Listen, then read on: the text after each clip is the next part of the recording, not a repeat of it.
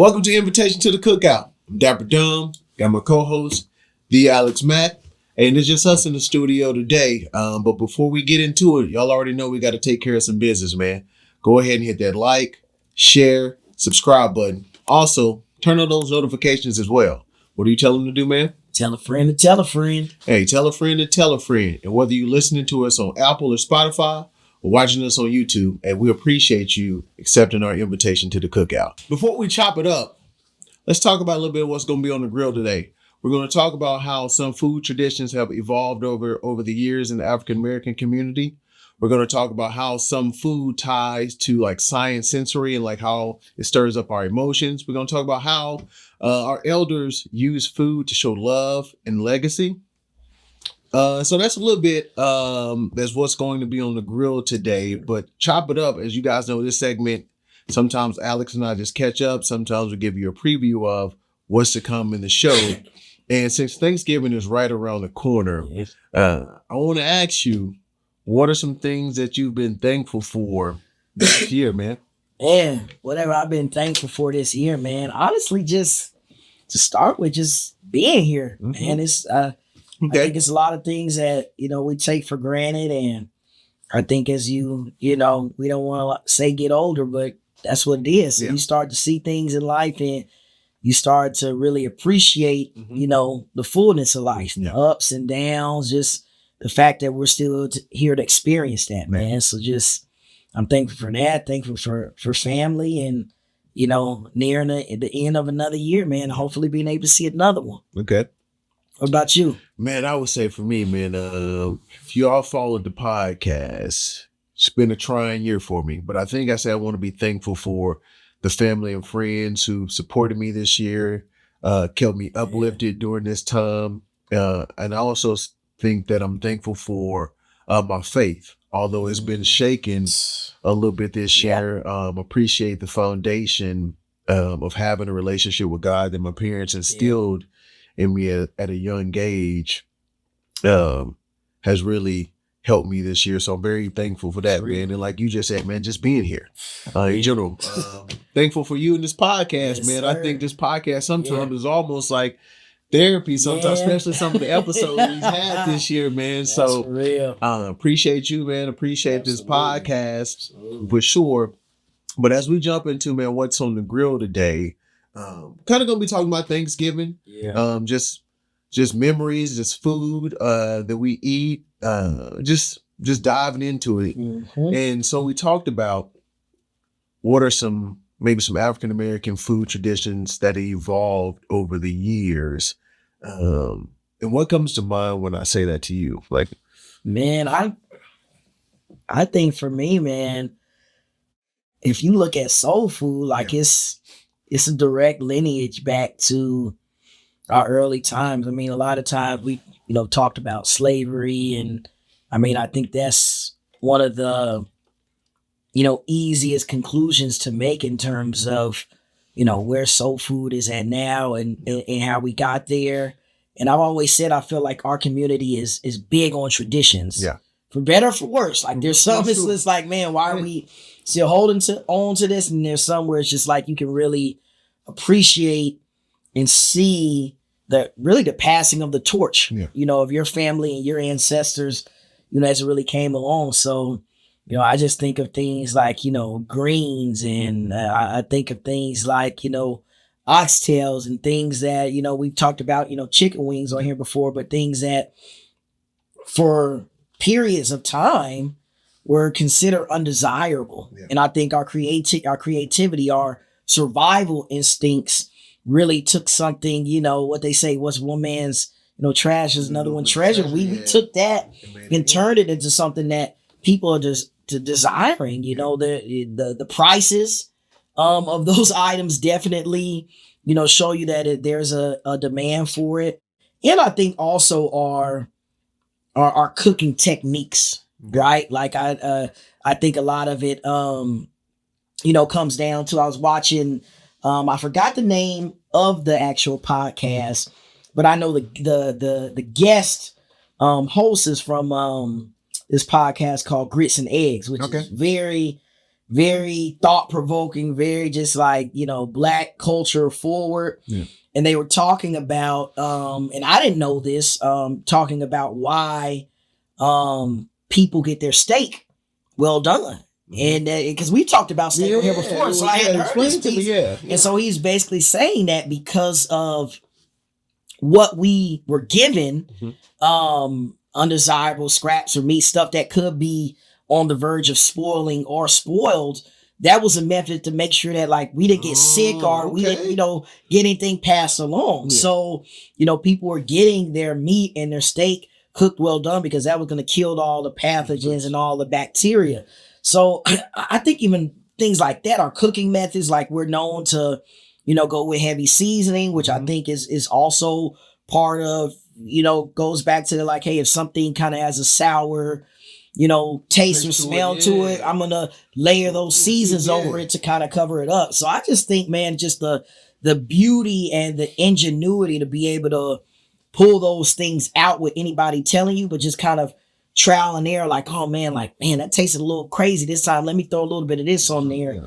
So I think everything that you probably see at a traditional Black Thanksgiving is a direct representation of everything that's come before us. Yeah.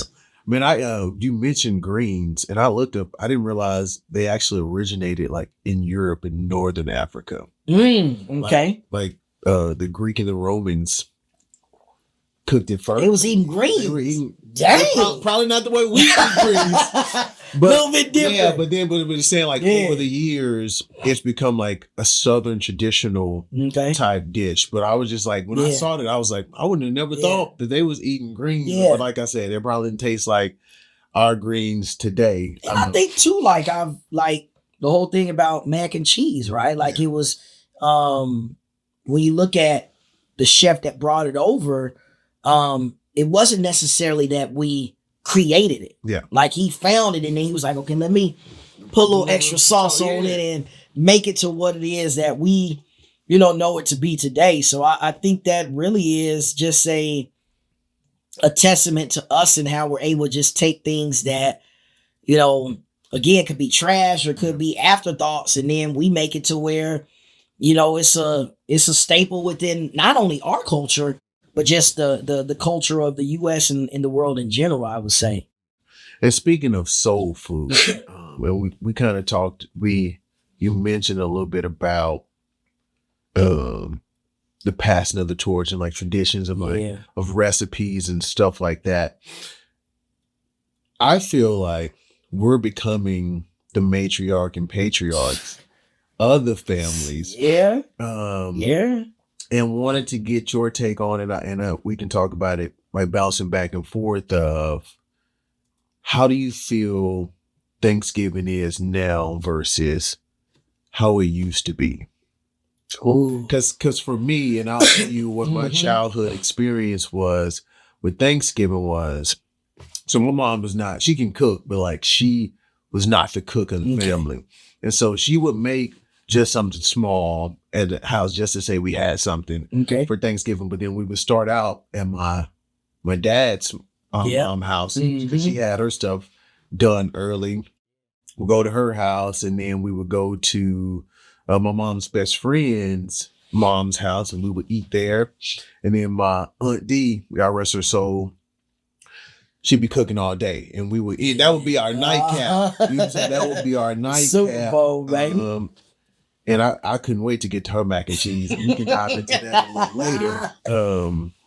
And so as I think about what my Thanksgiving childhood experience was versus what it is now, I'm trying to give my kids a routine of, hey, I know on Thanksgiving, we're going to Mima and Pawpaw house, we're going to Pop house, and Gigi house.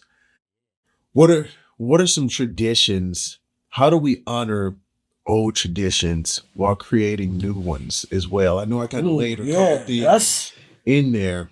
Man, I feel like understanding what works for you and your family dynamic. Because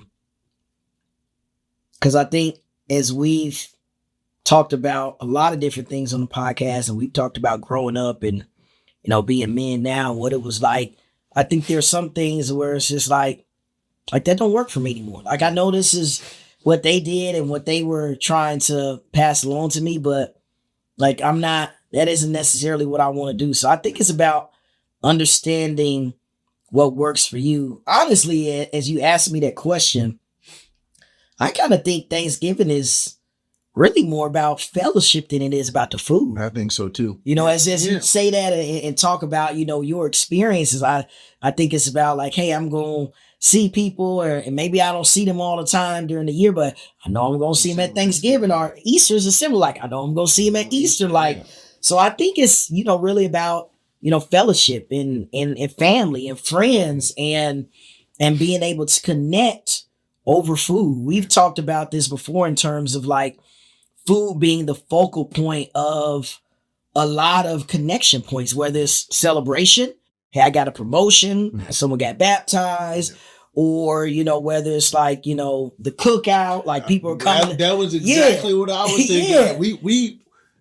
You got a new job? Let's put some on the bread, bro. Let's cook out. We're trying to celebrate. It's centered around food, and I don't feel like it's anything wrong with that, right? There's always this thing with soul food when it's like you see people and they, eating, the black eyed peas and they got the collard greens with the ham hocks and the pig feet in them and all. It's like, at what point do we recognize like, hey, this food we were eating in that time was because we were trying to survive. There's nothing wrong with still liking that, but the rate at which we consume soul food, it can be alarming. Like, I think literally about the movie Soul Food, and it was around the premise of like every Sunday you was gonna have a soul food spread at Big Mama's house, and it would be table to table with any and everything that you could think of. And it's like, okay, if you think about how many Sundays there are, like, I would, again, you know me. I'm not against busting down a plate. That guy's a foodie for sure. I'm not against busting down a plate of soul food, but every Sunday, like, that seems a little, and then throwing some of those other holidays that we have going on, like, it seems like that's the tipping point to where I see it, that it's about celebration and fellowship, to where we're endangering ourselves. Yeah. Okay. Cause here's I love greens. Neck bones, turkey necks, fried chicken, love all of it. I don't think I can get down with though how some people are on Thanksgiving. They might do the traditional Thanksgiving, but then on Christmas they trying to do seafood. I can't. You don't like that? I don't like that. I don't like so that. What you trying to like? You trying to run back Thanksgiving on Christmas? For sure, because that's really. Like, that's the only time I'm really just consuming that all of that food, that dressing. You know what I'm saying? Like, I'm not eating dressing in March or May. Like, that's fair. That's Thanksgiving. That's Christmas. So I want that dressing. No, don't try to give me no crab legs. I can get that other times of the year, man. I want to sit down and I want to be full and have 2-3 plates, because I don't do it. You're not gonna do that. Yeah, and I don't even really do it every Sunday either like that. But Friendsgiving is becoming really big too. And I think the reason why is, if you think about it, although I'm from the state of Arkansas and my family is from Arkansas, I'm from South Arkansas, but then a lot of us are transplants here in Northwest Arkansas. Yeah. Then just depending on work and schedule and how far away we are from home, that fellowship piece that you talked about, building a community. One of my guys asked me the other day, he was like, "What you guys doing for Thanksgiving?" I said, "Man, we're going home. We're going home this year." And he was like, "Oh man, we must be bad children, because we gonna stay right up here." And we was trying to see, when we can get together. Yeah, can we get together? And I think that's the piece. So I was saying, like, how do you balance, hey, going home every year versus, hey, Alex is my family now. Like, how do we build that community with our kids? And I think that's where that Friendsgiving comes into play, I guess. I think in our community, we have this, whether the family is dysfunctional or crazy, like we have this intense obligation that we feel to carry on these things. And I don't know if some of it is internal. Yeah. Some of it's probably external, like families, like, hey man, hey Dom, you come home, like, hey, we trying to get the football game going on, man. My guys hit me last month. Hey, you gonna be home for Thanksgiving? See? Yeah. So you feel that, like, man, like maybe I should, like, I ain't seen him in a minute, type of thing. And it does really come down to like what really is important, what really matters to you. Like, I know the same thing kind of happened with Christmas. And then one year it was just kind of like, we're not doing that no more. We about to start our own set of traditions because we were going home, both from the same hometown. So it was like, boom, boom, boom, boom, just bouncing back and forth from house to house. It's like, man, I love family, but that's not how I want to spend my time. Yeah. You know what I'm saying? And it doesn't even take into account all the other stuff that you're doing in your daily life from a mental health, because we talk about that a lot. Like sometimes you just want to be still. Like you don't want to be on the road. You don't want to, deal with the family drama that is going to happen and pop up when you go back home and see different people and, your uncle's got something going on. They mad at each other. And then, it's just all, hey, I'm telling you, man, you got to deal with all that family drama. And it's like, that's cool maybe for a period of time, but you go home for 4 days, 4 or 5 days. It's like, man, like, I don't know if I'm going to deal. So I think it all comes back to like not feeling that intense obligation to say, I have to do this, right? Because I think, again, especially from us, like we get into that moment in our head.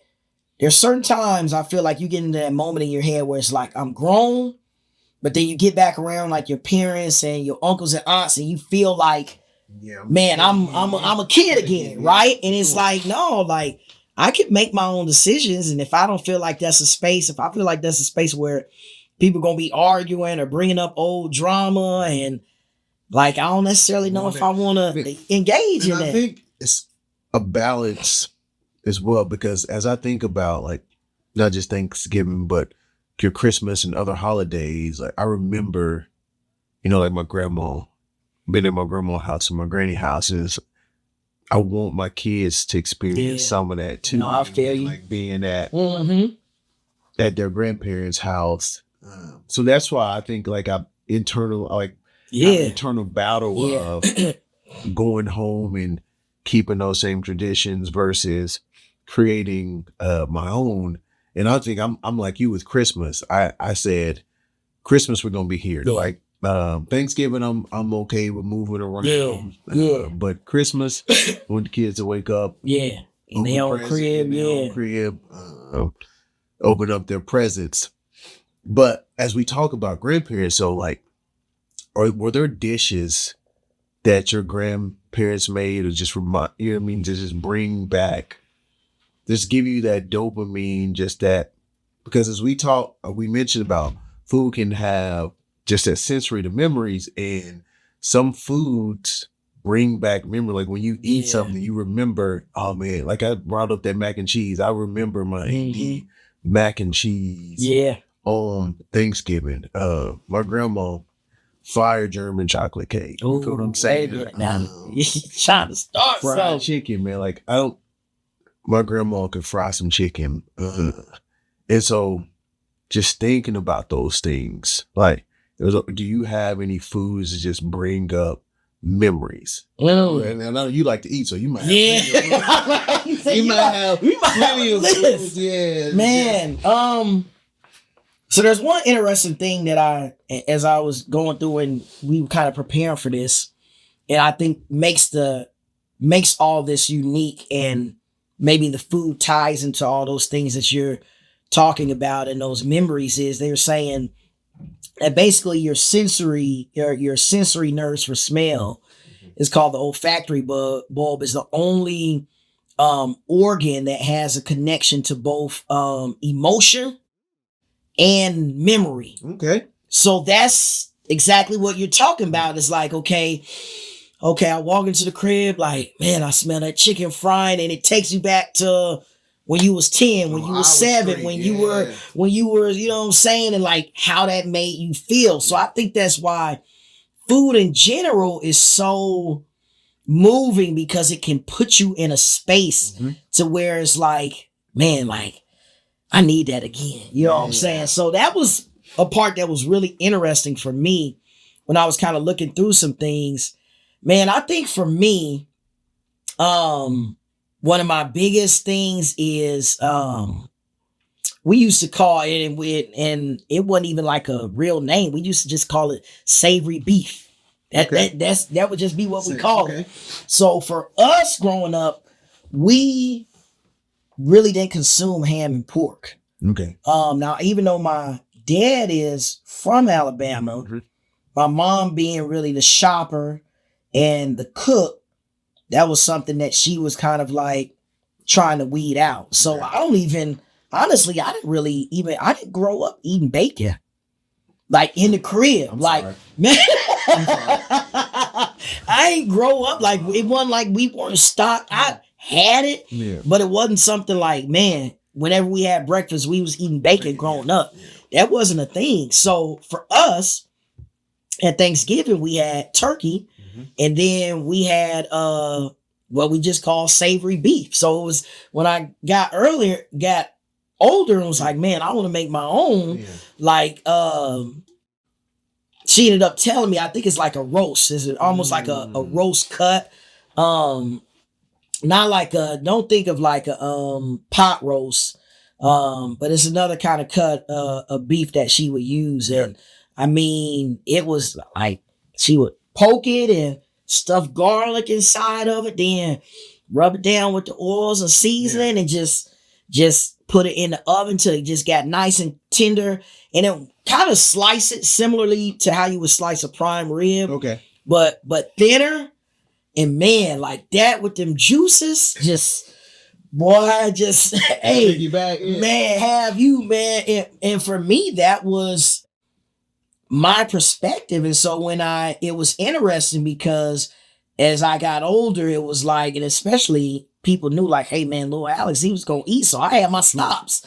Like, so whatever I want to get in there, I can get at my best friend's house. And then, as me and Lorraine started dating, I would have, plates at her house to eat. And I would have all my little stops, man. So that was definitely one, because it really shaped how I looked at Thanksgiving, because there were a lot of the traditional things on our table.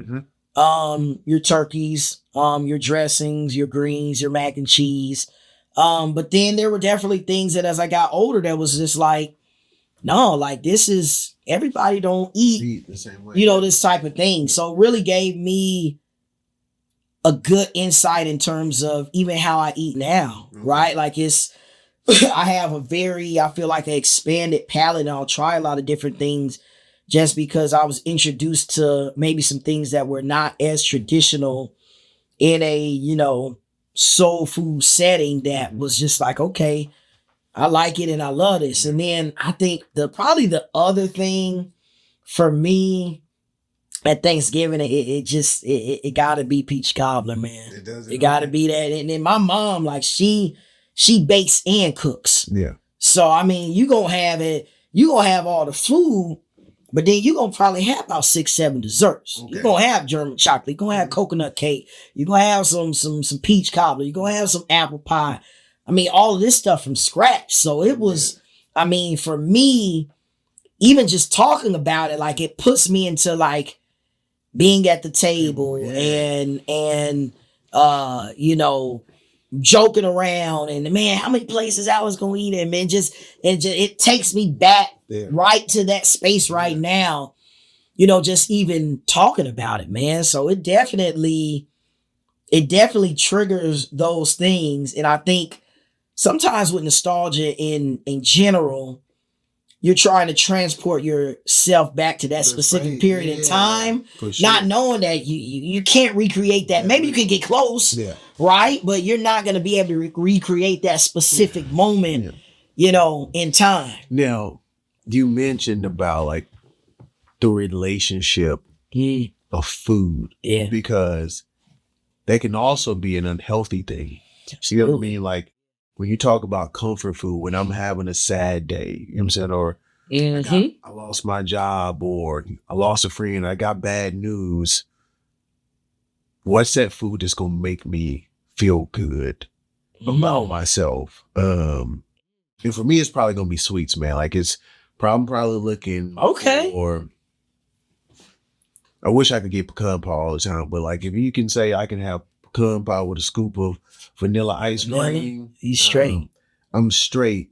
But I think that's the thing too, where you mentioned about we have to be careful about soul food and eating it all the time, because it's not just about the food, but the fellowship. And so, hey, when I'm eating those greens, or I'm eating those chitlins, or I'm eating those black eyed peas, I'm trying to get back something I might have lost. You know what I mean? Whether I've lost a family member, a mom, or absolutely, dad, or uncle, whatever that might be. And so I'm eating these foods because it's making me remember that time that I've lost. Sure.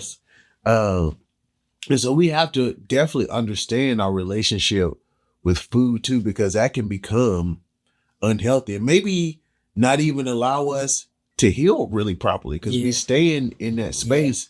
Now you can say, hey, I'm doing it to honor them. Like I can understand that too. But if you're doing it a lot, that can become unhealthy. I agree. I mean, Thanksgiving is a tricky one, man, because I know for us, it was just like, especially when I was in my prime, it was like, man, I'm trying to see how many plates I can eat, man. I'm trying to put up a record or something. You know what I'm saying? And it's like, we kind of both admit that and even joke around it, but it's like, okay, where did that come from? Why is that? Why is it okay on that day to do that? And then how does that maybe trickle down in other things? Because if you look at it, right, you're not just talking about the food, right? Like most times there's drinks, liquor, alcoholic drinks, that's going on. The cousins that take the walk. Right. And come back and get the other plate. Right. Y'all know what more he talking about. Don't play. We take the walk. But then, okay, you got that. Then a couple weeks, you got Christmas. For sure. And then most during this time, you're sedentary. You're not moving around. You watch Christmas movies, you baking, it's treats. So if you're looking at from that last, 6 weeks of the year, like, you really going, you like, man, this is my time to just take off. And it's like, you're not choosing other ways to mentally soothe yourself. You're just saying food and drink, right? And then you wake up on the first, a couple weeks in the new year, and you looking like, oh man, why? I'm a little pudgy. And it's like, I wonder why. So do you have the mindset? Because, when people say, I'm going to start eating healthy next week, that they just go ham for, like loading up before. So it's like, we know New Year's is coming right around the corner. It's like, hey, I'm going to celebrate Thanksgiving. I'm going to celebrate Christmas. I'm going to just go all in on the sweets, the drinks, the food, because I want to hit this reset at the beginning of the year. For me, not necessarily, because I think that's part of what makes it so difficult is the way we treat everything so extreme. Yeah. Okay. It's like either I'm going to eat crazy or I'm going to be vegan and not eat nothing. Yeah. Like we don't try to meet anything in the middle. I feel like for me, once I start getting that note in my head, it doesn't have to be, it could be like, man, I try to put some jeans on and they little, some dread, like a suit on. Yeah. It's like, okay, man, a little more snug than it's supposed to be. Or whatever it is that triggers that, then I slowly start doing things. It's like, okay, I can assess, okay, man, you've been eating out a lot. Like, okay, let's cut that in half. Yeah. Like that's a step towards progress. Yeah. Okay, you ain't, it's been a lot of red meat, or it's been a lot of, carbs, or you've been drinking a lot. Like, pull some of that back. I think it makes it hard for us to do that because of everything that we've talked about, because of the emotional connection we have with food, Yeah. the memories that it brings us back when it's like, oh man, I remember when my grandma used to make this apple pie. Like, this made me think of grandma and I miss her, right? So it makes it hard when you put these extreme constraints on things to really go through with execution, because I think you've said it before, like it's not about it's something about the quote kind of goes something about like, you know, how you need discipline when motivation runs out, right? Okay, like pretty much it's just like, okay, yeah, you look at a picture of yourself on the beach, you like, man, like I'm about to go to Cancun in 2 months, so I need to look like that again. So that's gonna get you a little bit of juice to go. Like you in the gym and you like, yeah. Then 2 weeks later, that runs dry. Yeah. And if you're not disciplined, you're going to go right back to where you were at. So those are being on IG and seeing stuff and that motivates you. Like there has to be a thing of discipline. Like this has its place. Mm-hmm. That fried chicken be good as hell. Fire. Okay? Yeah. That fried chicken, the mac and cheese, the potato salad. I mean, we can keep going on. That all has its place.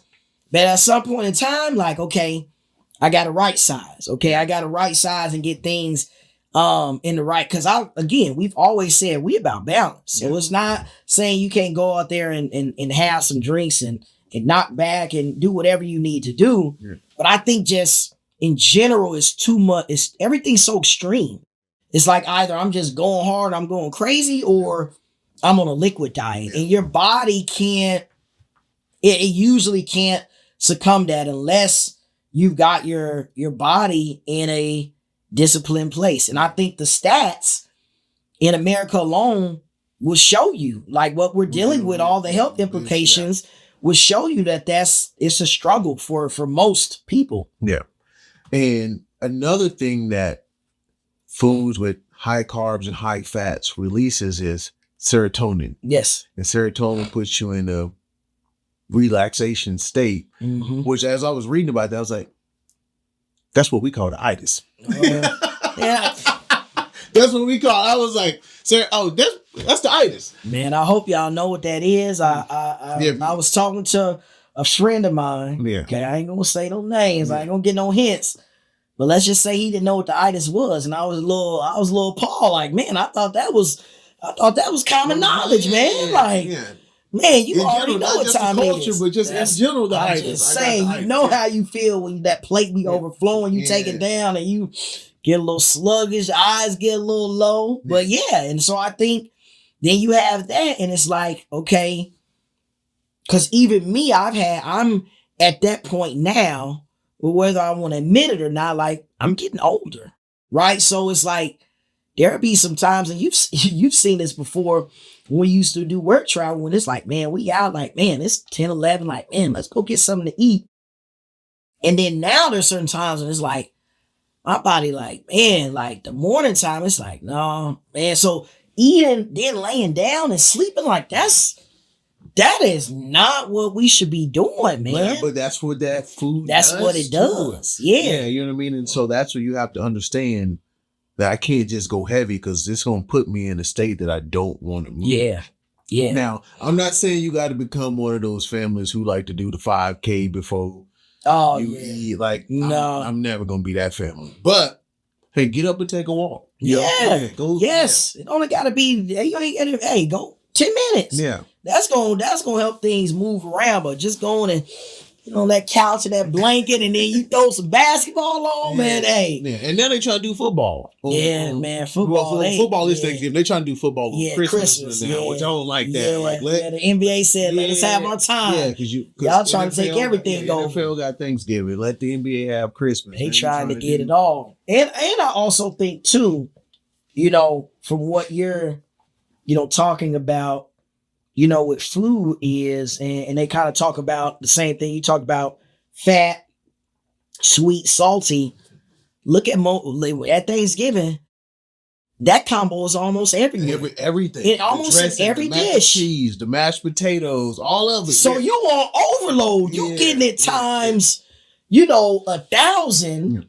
And it's really like laying on you and giving you those boosts. And I think the biggest thing is, definitely enjoy yourself. We ain't down here just trying to say don't enjoy yourself, at Thanksgiving, right? But I do think, as again, that part of the year can be very dangerous. I think it could be a dangerous zone because of everything you have lined up. Like you coming out of that, you eating on Thanksgiving for a few days, which we got. Matter of fact, how long we eat on the Thanksgiving food? We can pull that too. Yeah, we need to put that up, man. I'm saying and see, 3 days. Yeah. 3 days and it's a wrap for me. Like, cause I'm already have about 3 plates on that day. On Thanksgiving Day. Right. At least 2. Probably 3. And then the second day, food, I just feel like the marinated. Yeah. And it got to its real. Yes, really sir. Hitting it in that third day, I'm going to eat it and then really be done with it. Yeah. Unless there's a lot of ham left over there. I'm going to slide some ham sandwiches. Yeah. Put it with them skillet. Yes, sir. Sliced cheese, toasted bread a little bit, little mayonnaise. Hey, y'all heard it here first, baby. Yeah. Hey, turkey too. I'll eat the turkey too. Dom's hand recipe, baby. Yeah. So 3 days, huh? What about you? See, I'm a leftover connoisseur. And that's a lot of that is probably just out of probably survival. Like it wasn't no choice growing up. You had to eat leftovers. So honestly, we would have a good grip. And the thing in our household, like mom was putting everything. That was like her Super Bowl. So it's like she really wasn't trying to cook for a good minute. I mean, I feel like the longest I've went still eating Thanksgiving leftovers, probably 5 or 6 for sure. Probably 5. Like it gotta be gone. I said if you eating on that 5th day, you gonna stop going to the hospital. Say you did, man. Like, Ply, like I'm still here, baby. I didn't ate them, man. And then even my dad, man, he would take, if it was still more left after that, because it would be certain things. Freeze them. He would freeze it. Mm-hmm. And I'd be like, okay. And he would bust. I'd be like, it's February. Where you getting what's dressing from? What? He's like, man, I had it in the freezer, man. I'm like, man, you is wild. Like it's April and you eating dressing, man.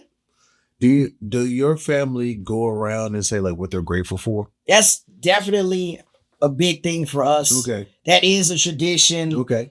That I do with my kids. I think a lot of that is just rooted out of just the church background, right? And just trying to put a little bit of church on everything, right? Like whatever you think about Thanksgiving and its origins and what it's about, I think we kind of made it something of our own. So that was always a thing for us was before we could eat.